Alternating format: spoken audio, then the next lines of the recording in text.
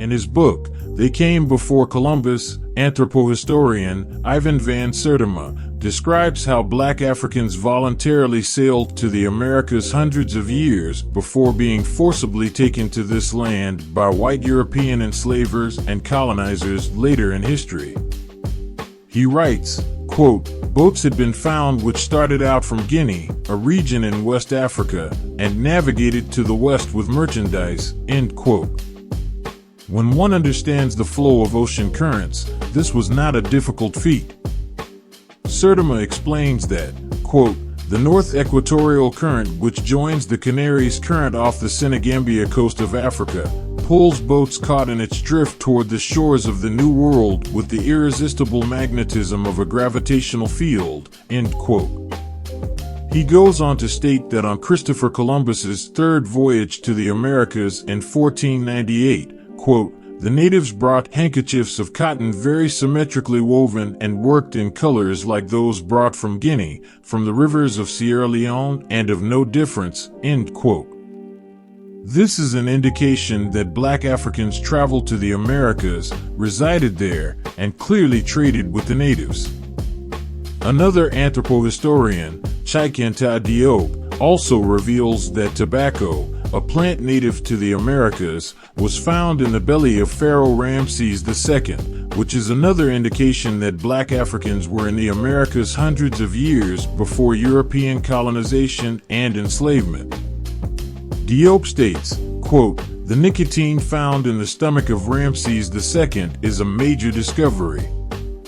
For, if tobacco is indeed a plant of American origin, as postulated by Raymond Money and A. Lucien Guillot, it would mean that maritime relations existed between the Egypt of the pharaohs and pre-Columbian America as early as the 19th dynasty," end quote.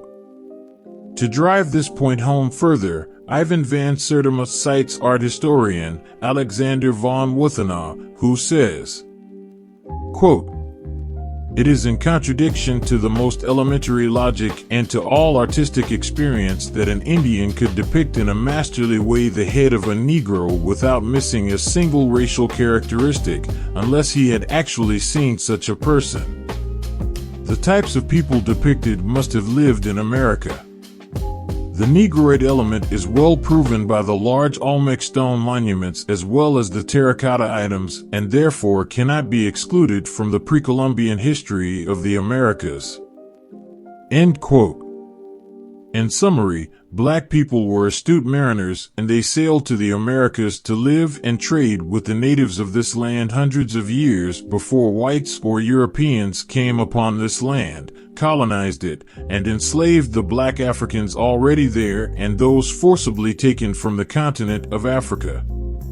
So, when a subset of whites tell blacks to go back to where they came from, let them know, this is your second home, as Africans came upon this land centuries before whites ever stepped foot on it. This video is just a thimble worth of the information that exists on black people residing in the Americas before the transatlantic slave trade. If you want to learn more, I highly recommend Ivan van Sertima's book, They Came Before Columbus. Were you aware of the little-known facts of history that I shared in this video?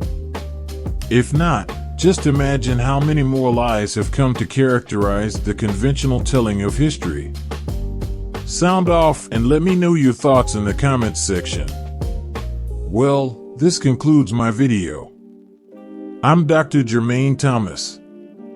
Please like, subscribe, and share. Thanks for listening.